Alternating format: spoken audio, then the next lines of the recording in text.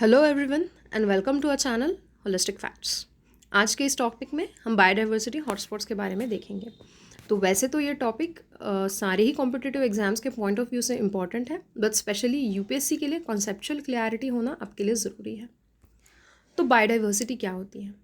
तो biodiversity is all the different kinds of life you will find in one area और one habitat और ecosystem. तो ये basically variety of life है, of animals, plants, fungi and even micro organisms like bacteria. तो जो भी living beings होती हैं उनकी वैरायटी मतलब बायोडाइवर्सिटी। तो जितनी ज़्यादा वैरायटी होगी उतनी ज़्यादा बायोडाइवर्सिटी होगी एक पर्टिकुलर इकोसिस्टम में। अब इकोसिस्टम में सारे जो ऑर्गेनिजम्स होते हैं they work together like an intricate web.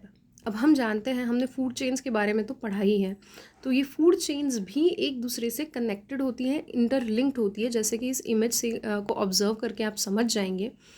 कभी या तो प्रोड्यूसर्स कॉमन होंगे या फिर कभी किसी ट्रॉपिक लेवल के कंज्यूमर्स कॉमन हो जाते हैं, ठीक है। और एक पर्टिकुलर ऑर्गेनिज्म की पॉपुलेशन डिटरमाइन कर सकती है कि दूसरे ट्रॉपिक लेवल में ऑर्गेनिजम्स की पॉपुलेशन क्या होगी। तो ये जो फूड चेन्स है ये एक दूसरे पर डिपेंडेंट होते, इंटरलिंक्ड होके एक फूड वेब बनाते हैं या फिर बायोडाइवर्सिटी वेब बनाते हैं। तो इसीलिए ये लाइफ मेंटेन करने के लिए बहुत ज़्यादा ज़रूरी होती है।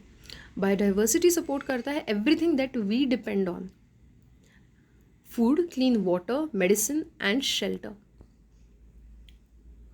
अभी बायोडाइवर्सिटी तो हमने देख ली। बायोडाइवर्सिटी हॉटस्पॉट क्या होता है? तो हॉटस्पॉट नाम से ही आप एक अंदाज़ा लगा सकते हैं कि एक ऐसा एरिया है जहाँ पे बहुत ज़्यादा बायोडाइवर्सिटी तो है बट वो थ्रेटेंड है, वो डेंजर में है और हम रैपिडली वहाँ पे स्पीशीज़ लूज़ कर रहे हैं। और अगर हम जल्द से जल्द कोई यहाँ पे स्टेप्स नहीं उठाते हैं, we might lose some of the most important species and areas and ecosystems in the world.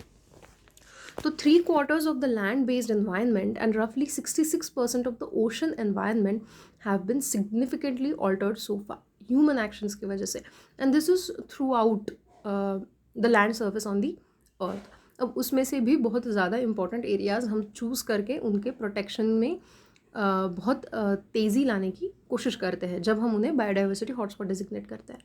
So more than a third of world's land surface and nearly 75% of fresh water resources are now devoted to crop और livestock production। ये point यहाँ पे इसलिए डाला गया है कि आप देख सकते हैं कि किस तरीके से लैंड यूज चेंज और जो कि फ्रेश वाटर रिसोर्सेज का एक्सप्लॉयटेशन है, ये one of the most important reason है कि अभी जो बायोडाइवर्सिटी है अर्थ में वो थ्रेटेंड है, ठीक है।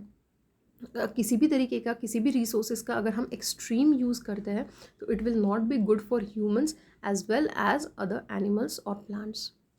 और क्लाइमेट चेंज जो है वो इन जो लैंड सर्फेस पे ह्यूमन एक्टिविटीज़ हैं उनका इम्पैक्ट जो है वो वर्सन करती जाती है। एंड हम जानते हैं कि ये किस तरीके से एक फीडबैक लूप बन जाता है।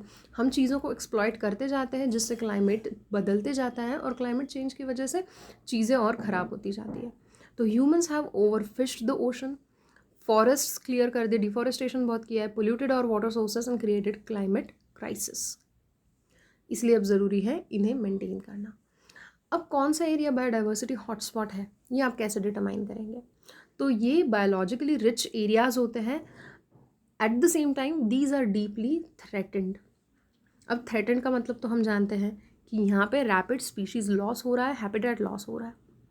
तो CEPF that is critical ecosystem partnership fund ऐसे एरियाज़ को आइडेंटिफाई करने के लिए एक डेफिनेशन देती है जिसके अंदर 2 क्राइटेरियाज मेट करना बहुत ज़्यादा ज़रूरी है। और एक बार ये आइडेंटिफाई हो जाते हैं तो इनके कंजर्वेशन मेजर्स जो है, काफ़ी सारे international organisms they can come together और इनके कंजर्वेशन मेजर्स को स्पीड अप कर सकते हैं। तो 2 क्राइटेरियाज कौन से हैं? Endemism and threatened. तो एक पर्टिकुलर इकोसिस्टम अगर हमें उसे बायोडाइवर्सिटी हॉटस्पॉट घोषित करना है तो वहाँ पे एटलीस्ट 1500 वैस्कुलर प्लांट्स होने चाहिए एज एंडेमिक्स। मतलब ये ऐसे प्लांट्स हैं जो इस पर्टिकुलर एरिया के अलावा अर्थ पे, लैंड सरफेस पे या फिर ओशन में और कहीं पे भी नहीं मिलेंगी। मतलब क्या हो गया? अगर इस इकोसिस्टम को हम खो देते हैं तो इस तरीके की इकोसिस्टम दोबारा कहीं पे नहीं मिलेगी, इट इज़ इररिप्लेसेबल। देन ये पर्टिकुलर एरिया थ्रेटेंड भी होना चाहिए। It must have lost 30% sorry, it must have 30% और less of its original natural vegetation, मतलब it must have lost 70% of its original vegetation, at least 70% अगर वेजिटेशन का loss हो चुका है. In other words, it must be threatened. Around the world हमें 36 areas हमने अभी तक आइडेंटिफाई किए हैं जो कि बायोडाइवर्सिटी हॉटस्पॉट्स कहलाए जाते हैं. They represent just 2.4% of Earth's land surface, but they support more than half of the world's plant species as endemics, and almost half या फिर a little less than half of the fauna, right? That is the birds, mammals, reptiles, amphibians, etc. तो इसी numbers से आप पता कर सकते हैं कि just 2.4% of the earth's land surface, almost जितना हमारा देश है, ठीक है, जितना इंडिया है, India 2.5% of the earth's land surface बनाता है, राइट? उतना ही ये सरफेस एरिया है थ्रू आउट द वर्ल्ड जो डिजिग्नेट किया गया है बायोडाइवर्सिटी हॉटस्पॉट की तरफ. बट दुनिया में जो यूनिक हाफ स्पीशीज़ होंगे प्लांट्स की, वो इतने छोटे सरफेस पे पाई जाती है, और 43% ऑफ दी फौना. तो आप समझ सकते हैं कि ये कितनी ज़्यादा इम्पॉर्टेंट एरियाज़ हैं और इनका कंजर्वेशन करना हमारे लिए बहुत ज़्यादा ज़रूरी है. हमने देख तो लिया है कि बायोडाइवर्सिटी हमारे लिए क्यों इम्पॉर्टेंट है, बट यहाँ पे 2 पॉइंट्स मैं एम्फेसिस करना चाहूँगी कि विदाउट दीज स्पीशीज़, जिस तरीके से हम हमेशा कोशिश करते हैं कि कोई भी अगर इंडस्ट्रियल प्रोजेक्ट हो तो हम सोचते हैं कि बेनिफिट्स और जो लॉसेस हैं उन दोनों को हम कंपेयर करेंगे, और हमेशा most often than not humans के लिए जितने ज़्यादा बेनिफिट्स होंगे वही हम देखते हैं, और जो नुकसान होते हैं उन्हें हम नज़रअंदाज करते जाते हैं, जिनकी वजह से स्पीशीज़ लॉस जो है वो बहुत ज़्यादा हो रहा है. और साइंटिस्ट्स का कहना है कि हम 6th मास एक्सटिंक्शन के थ्रू जा रहे हैं. ठीक है, मास एक्सटिंक्शन का क्या मतलब होता है हमें पता है कि अर्थ के ऊपर कंडीशंस अगर बहुत सिग्निफिकेंटली ऑल्टर होती है, एक्सट्रीमली ऑल्टर होती है, तो बहुत ही high level of species lost होता है, लॉस हो जाती है, सॉरी, जिसके वजह से आने वाले कुछ सालों में जिस तरीके से हम अर्थ पे एनिमल्स को जानते हैं या फिर प्लांट्स को जानते हैं वो पूरा सिनारियो बदल जाएगा, सिग्निफिकेंटली सब कुछ ऑल्टर हो जाएगा. तो हमें ये जानना बहुत ज़्यादा ज़रूरी है कि ह्यूमंस जो है वो नेचर से अलग होके सर्वाइव नहीं कर सकते. We are very much dependent on nature and we are very much dependent on animals and plants that it constitutes. इसीलिए ये हमारे लिए क्रिटिकल है. The map of the hotspots overlaps extraordinarily well with the map of the natural places that most benefit people. जैसे कि हमें पता है कि जो एरियाज़ बहुत ज़्यादा प्रोडक्टिव होते हैं, सबसे ज़्यादा प्रोडक्टिव सॉइल जहाँ पे है, एनवायरनमेंट जहाँ पे है, वहाँ पे सबसे ज़्यादा हमें ह्यूमन पॉपुलेशन मिलती है.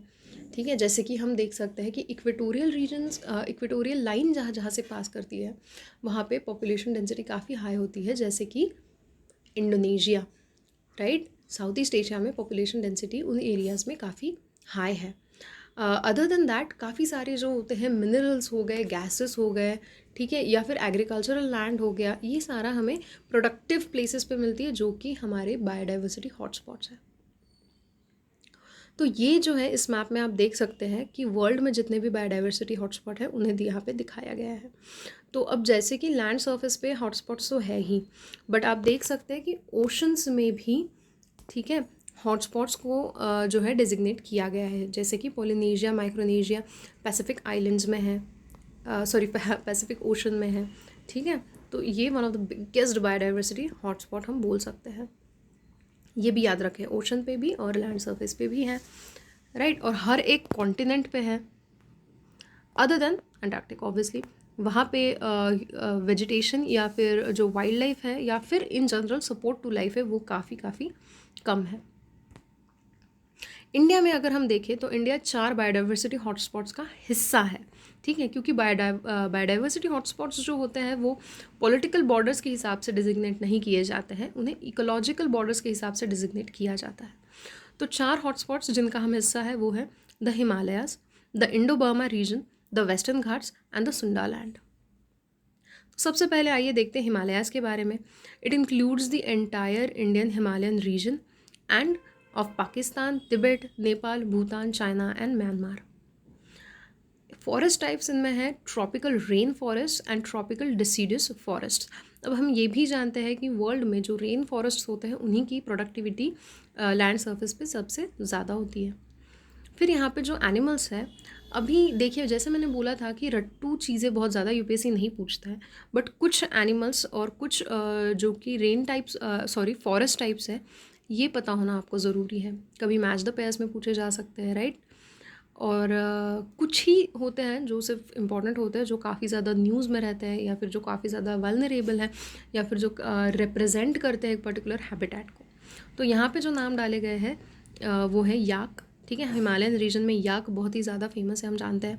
Then there snow leopard, red panda, royal Bengal tiger, Himalayan monal, black bear, Himalayan tahr, blue sheep, ये सारे ही काफ़ी इंपॉर्टेंट है वैसे देखा जाए तो स्पीशीज़ हमारे लिए एग्ज़ाम के पॉइंट ऑफ व्यू से याद रखने के लिए।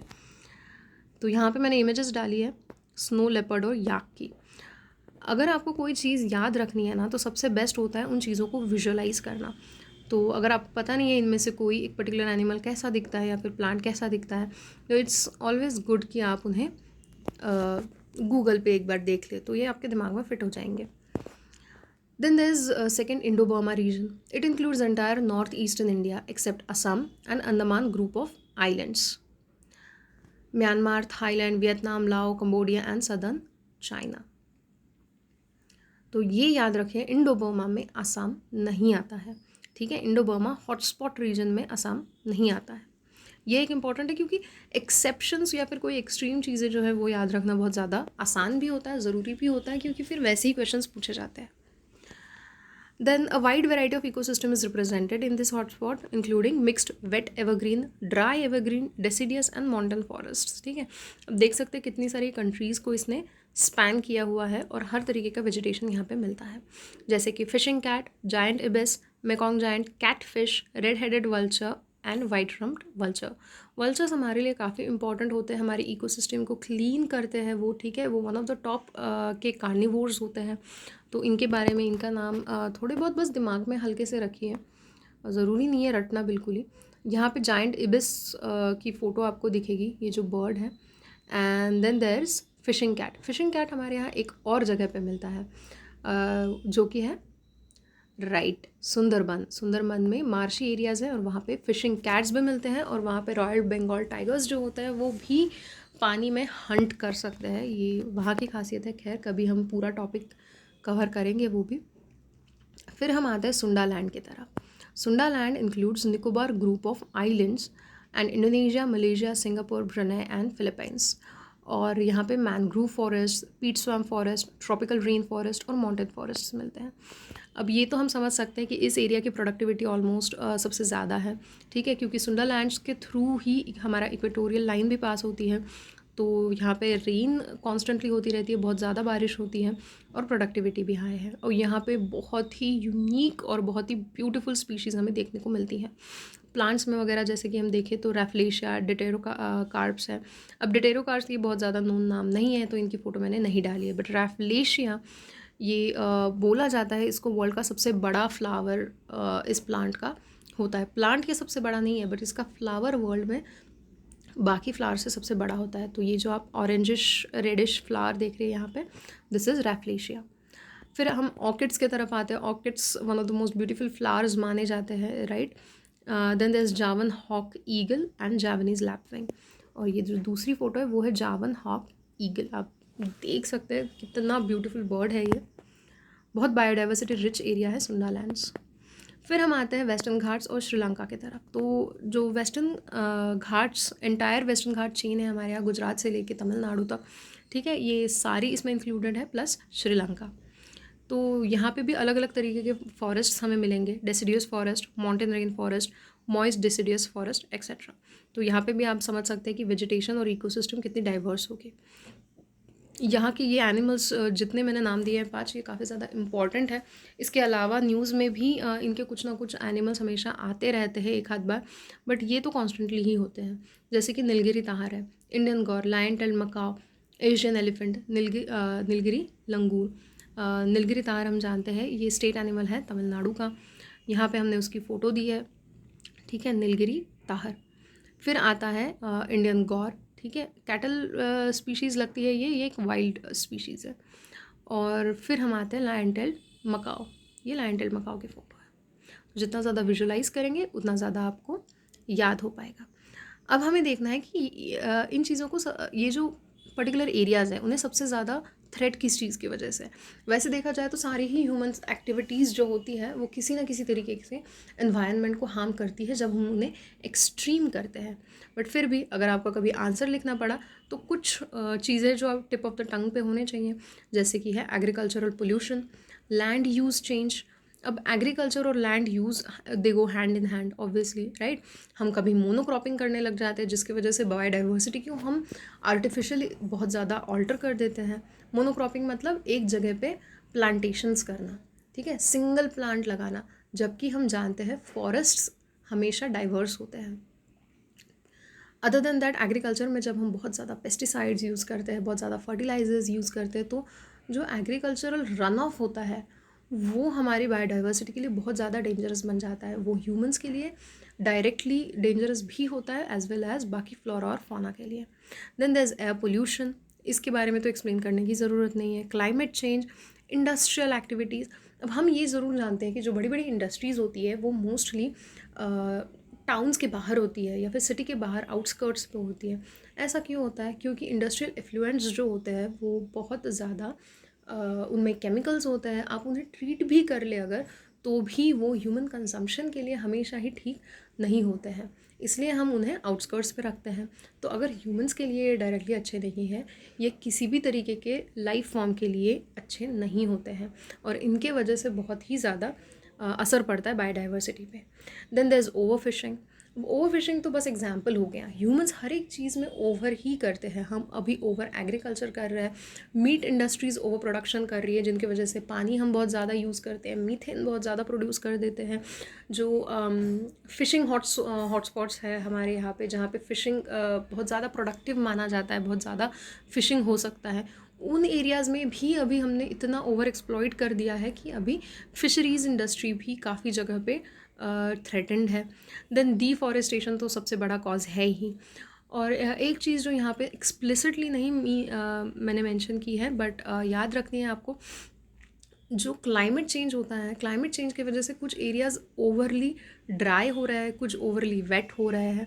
तो जो ओवरली ड्राई एरियाज़ है, जैसे कि हमने पिछले साल में बहुत ज़्यादा न्यूज़ में देखा था, अमेज़ॉन फॉरेस्ट फायर्स थी, जो कि खैर डिफॉरेस्टेशन के लिए लगाई गई थी क्योंकि लोगों को वहाँ पे टिम्बर चाहिए या फिर लोगों को वहाँ पे एग्रीकल्चर के लिए लैंड अगर खाली करना होता है तो मोस्टली फॉरेस्ट बर्न करना सबसे ज़्यादा इजी तरीका माना जाता है। और अगर ये फॉरेस्ट कंट्रोल में नहीं रही तो डिज़ास्टर्स वाइल्ड फायर्स जो है वो फैल सकती है, जैसे कि अमेज़ॉन में हुआ था। Then there is Australia. Australia में तो एग्रीकल्चर से ज़्यादा मोस्टली रीजन ड्राई होने के लिए द ग्रेट वेस्टर्न डेजर्ट वहाँ पे है और वो ड्राई रीजन की वजह से फॉरेस्ट फायर्स फैलती है, राइट। तो ये जो सारी चीज़ें हैं। Then there was California. तो ये एग्जांपल्स जो है वो अभी आइसोलेटेड या सिंगुलर एग्जांपल्स नहीं रहे हैं कि किस तरीके से ह्यूमन एक्टिविटीज़ ने इकोसिस्टम्स को कम्प्लीटली ऑल्टर कर दिया है, ठीक है। और ये भी बोल सकते हैं हम कि नेचर भी ऑलरेडी ये चीज़ें करता है, ठीक है। वाइल्ड फायर्स ये नेचुरल फिनोमेना भी हो सकती है, बट ह्यूमन एक्टिविटीज़ ने इनको बहुत ज़्यादा एनहांस कर दिया है और बहुत ज़्यादा फ्रिक्वेंट कर दिया है। तो हमें बहुत ज़्यादा ध्यान रखना है कि हमारी कैसी एक्शंस है जिनकी वजह से थोड़ा तो भी कंट्रीब्यूशन हो सके हम इन इकोसिस्टम्स को बचाने के लिए। तो बायोडाइवर्सिटी हॉटस्पॉट्स के लिए ये कंसेप्ट पता होना इतना आपके लिए ज़रूरी है। मिलते हैं दोस्तों अगली वीडियो में, तब तक सब्सक्राइब करें हमारे सारे वीडियोस देखने के लिए। Thank you.